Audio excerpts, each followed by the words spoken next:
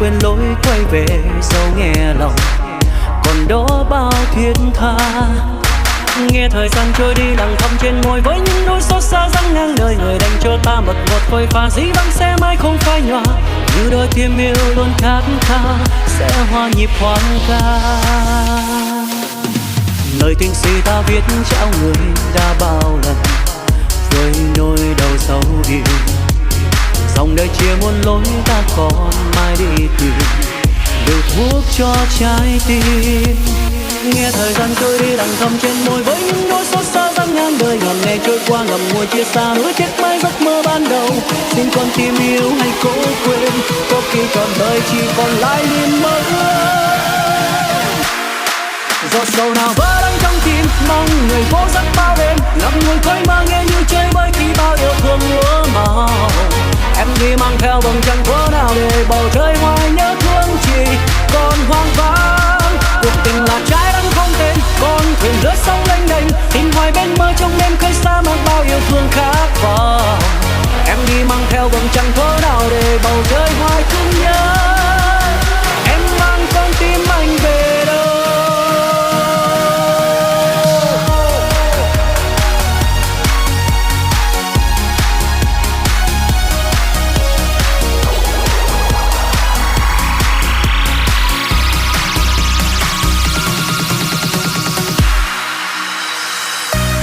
Biết em còn mơ thật xa vời, dù chưa vội quên tình anh vì em còn đam mê nhiều. Một mình em bước đi trong đêm, vội vàng chỉ những bước chân lẻ loi. Cuộc tình là trái đắng không tên, con thuyền lướt sóng lênh đênh, tìm hoài bên mơ trong đêm khơi xa mang bao yêu thương khát vọng. Em đi mang theo vầng trăng thuở nào để bầu trời hoài thương nhớ. Em mang con tim anh về đâu.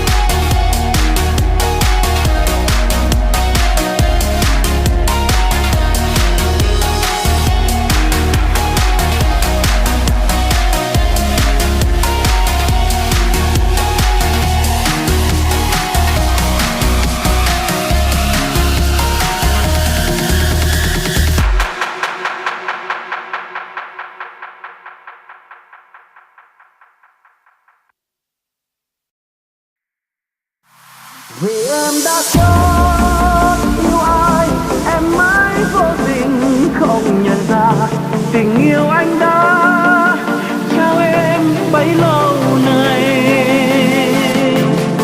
Một trái tim bên lề rất đau, vì biết em chẳng hề biết đâu tình yêu anh đã trao em rồi.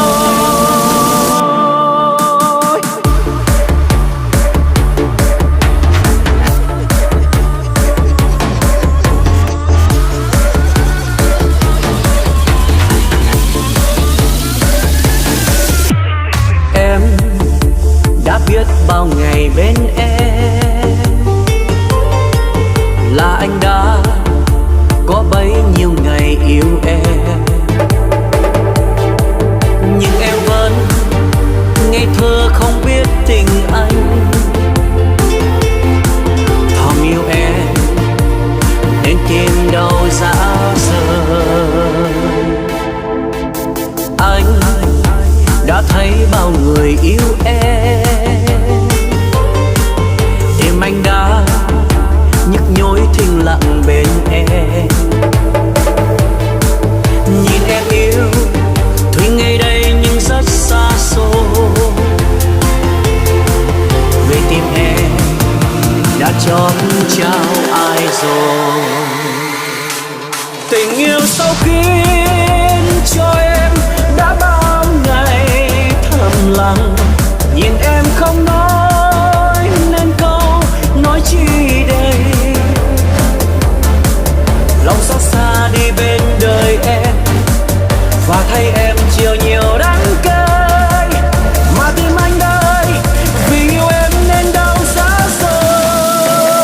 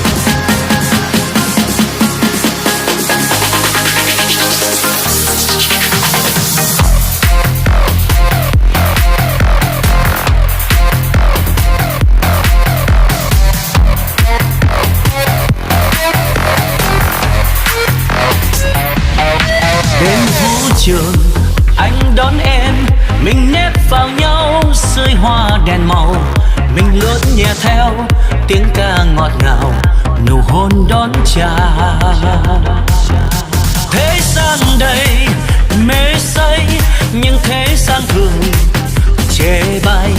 Đời còn gì đâu ngoài câu vô nghĩa lúc ta buông lời vòng tay. Vũ trường có em đây, xót ly rượu đầy, anh uống cho say. Hỡi em dĩ vãng là mơ, tương lai nào chờ. Từng đêm đường vắng mùa khuya, từng đêm về với cô đơn. Em muốn khóc, anh muốn kêu lên cho nghẹn ngào dối hờn. Anh nghĩ gì khi thấy em lặng lẽ từng đêm phấn son nhạt nhòa, lặng lẽ từng đêm khói bay mịt mờ ngồi nơi vũ trường. Biết anh còn yêu em hay biết sau này xa nhau, đừng làm khổ thêm, đừng xem em như cánh chim hoang bay về đêm.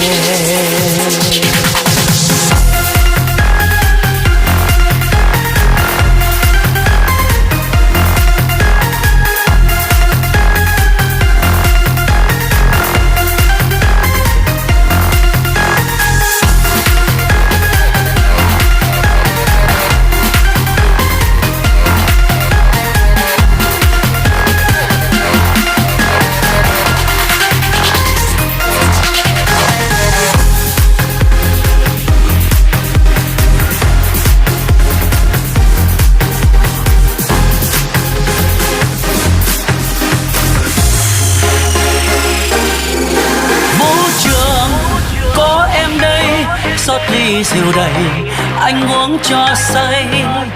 Hỡi em dĩ vãng là mơ, tương lai nào chờ. Từng đêm đường vắng mùa khuya, từng đêm về với cô đơn. Em muốn khóc, anh muốn kêu lên cho nghẹn ngào dối hờn.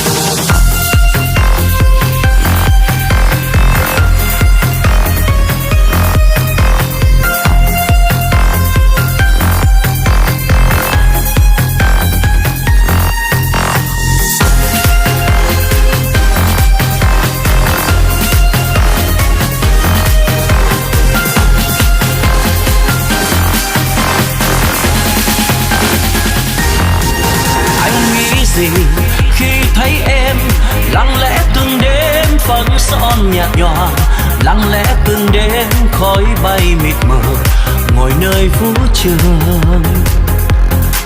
Biết anh còn yêu em hay biết sau này xa nhau, đừng làm khổ thêm, đừng xem em như cánh chim hoang bay về đêm.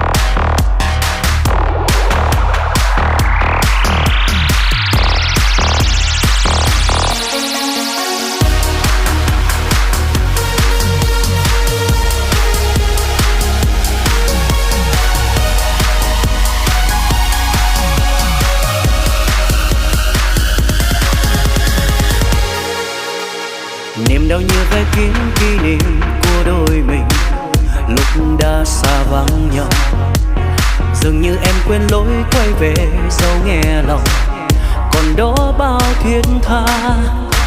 Nghe thời gian trôi đi lặng thầm trên môi với những nỗi xót xa dang ngang đời, người dành cho ta mật ngọt phôi pha dĩ vãng sẽ mãi không phai nhòa, như đôi tim yêu luôn khát khao sẽ hòa nhịp hoang ca. Lời tình si ta viết trao người đã bao lần với nỗi đau sâu điều, dòng đời chia muôn lối ta còn mãi đi tìm được thuốc cho trái tim. Nghe thời gian trôi đi đằng thầm trên môi với những nỗi xót xa dang ngang đời, ngàn ngày trôi qua ngậm ngùi chia xa nuối tiếc mãi giấc mơ ban đầu. Xin con tim yêu hay cố quên, có khi còn đời chỉ còn lại niềm mơ ước. Giọt sầu nào vỡ đắng trong tim mong người vô giấc bao đêm, ngậm ngùi khói mơ nghe như chơi vơi khi bao yêu thương úa màu. Em đi mang theo vầng trăng thuở nào để bầu trời hoài nhớ thương chỉ còn hoang vắng. Cuộc tình là trái đắng không tên, con thuyền lướt sóng lênh đênh, tìm hoài bên mơ trong đêm khơi xa mang bao yêu thương khát vọng. Em đi mang theo vầng trăng thuở nào để bầu trời hoài thương nhớ. Em mang con tim anh về đâu.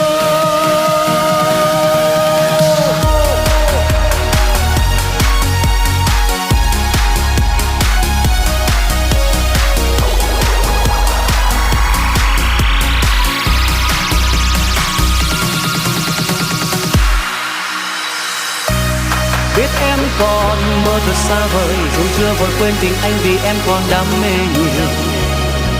Một mình em bước đi trong đêm, vội vàng chỉ những bước chân lẻ loi. Cuộc tình là trái đắng không tên, con thuyền lướt sóng lênh đênh, tìm hoài bên mơ trong đêm khơi xa mang bao yêu thương khát vọng.